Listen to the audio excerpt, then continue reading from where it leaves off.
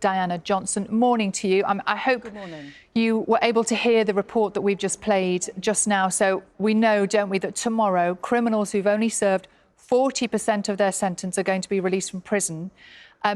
What are you doing? What can you do to stop them reoffending and going straight back in? Many prisoners will be released tomorrow. I understand slightly, isn't it? We know that initially the government said the early release scheme won't apply to the most serious offenders, but if offenders have served time and have a less serious crime that's a sentence that's running concurrently. Good morning, this is Breakfast with John Kay and Sally Nugent. We're going to focus now on the COVID inquiry. The next round of public hearings are set to begin later on this morning. The third module of the inquiry will look into the impact on healthcare across the UK, including NHS workers and their patients. The hearings will also focus on issues such as the diagnosis and treatment of patients with long COVID, protective equipment in hospitals, and the policy of shielding. More than 30,000 people in the UK have shared their personal stories from the pandemic as part of a report called Every Story Matters, which is going to be published today. Now, these stories are the heart of the COVID inquiry, and our health reporter Jim Reid went to speak to some of the people who've been affected. Put blue food dye on a waffle over the weekend instead of syrup, and they were late because they had to scrape it off the blue stuff. That's a good one. And somebody else said the nan took the children to the wrong school. That's why they were late, yeah. And somebody else said that lots of teachers saying that kids are going to Greggs to pick up their breakfast, and early morning visits to Greggs are now a top reason for being late for school. Because lots of people like to have a pasty for breakfast, don't they, John? They do. And anytime. Have you got any pasty-related news for us here this morning to share with everyone at home? I can share with you some news that I took part in a baking competition. Men only baking pasties? Yeah, it was specified, cheese and onion pasty, yeah. Oh, so only men, and you could only make a cheese and onion pasty? It's very, very strict. And how many people did enter get a little praise would be nice. Sorry, no, it's brilliant. It's brilliant. Anyway, you didn't bring any in. Well, no, because the other two that I made were so disgusting, they went straight in the bin. That one survived. Congratulations. And to any other men who entered the cheese and onion pasty competition, I'm really sorry. You were obviously beaten by our baking genius. Baking genius. I'll make you one day. It's 26 minutes past 6. Now, it's well known that spending time outdoors can improve your well-being, but as school terms get underway round about now, there are concerns children aren't getting outside enough. Yeah, the wildlife charity WWF says most pupils, most children now, are not learning enough about nature in school, and so it's calling for changes to the national curriculum, as Sam Harrison reports.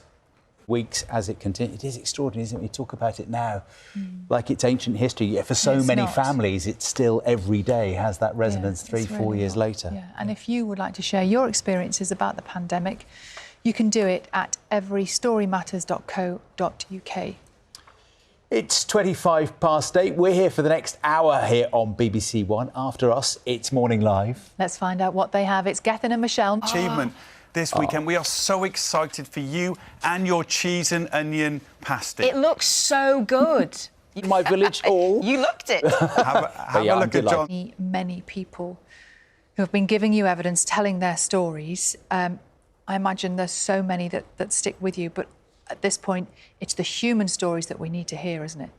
What are the stories that stay with you? I mean, everyone will stay with you, but there must be particular ones that strike you, have resonance. They really are. Thank you very much. Yeah, you're dying to do that, aren't you? No. You are? No, I'm not. It was a lucky win. Let's get the news, the travel and weather, where you are. We'll see you in a minute. 80th anniversary of D-Day this summer. We told you about hundreds of knitters from all around the world who had recreated 80 scenes from the operation, including those iconic beach landings. This is an incredible story. Really is. The longest yarn has been on display in Normandy for several months, but now it is back in the UK. John Maguire is in Nottinghamshire, where the exhibition... And guests, and Piper, of course. Incredible. He Piper woke at us the up. start. He really did. It's coming up to 8 o'clock, but first, let's get the news, the travel and weather from our teams around the UK. See you in a minute. The comedian Al Murray's going to be here talking about his book. He's written about the history of Arnhem, the Battle of Arnhem. Yeah, we'll look forward to talking to him tomorrow. But that is it from us on Breakfast today. We're back tomorrow morning at 6. Right now here on BBC One, Morning Live with Michelle and Gethin. Morning. Just one person, and I know there are many, many more. How keen are people generally to talk to you? Do you think this is an important stage for some people in their grieving process? They have to say officially what happened to them because it feels like somewhere something might come out of it. So now, here on Breakfast, we are always the champion of a minority sport, not we? Niche things, perhaps unusual pastimes. We love to see people and their pets doing unusual things. Especially the pets. And after a summer of sport, look at what they've been doing. Shine, at least, in California, which is something we haven't really seen in many parts of the UK. They might be eligible for release.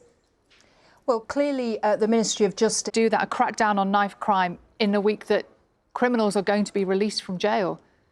Well, clearly, knife crime is facing a potential rebellion tomorrow over winter fuel payments. We had your colleague Rachel Maskell on Breakfast yesterday, who said she is planning to abstain on that vote.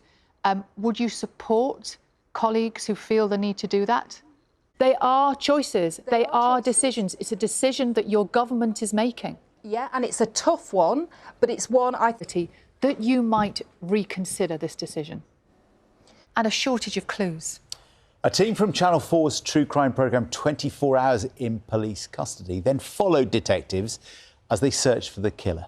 Let's take a moment now and look at when officers interviewed a prime suspect. Now, to mark the 80th anniversary of D-Day this summer, hundreds of knitters from around the world recreated 80 scenes from the operation, including the iconic beach landings. Has been involved. It's called The Longest Yarn. It's been on display in Normandy for several months, but now it's back here in the UK, and John Maguire is in Nottinghamshire, where the... And if you're in the audience, you better be good. They could have made a bit more of an effort, couldn't they? Matt's got the weather for somebody with long COVID, somebody who coped at home with the kids' homework and that kind of thing.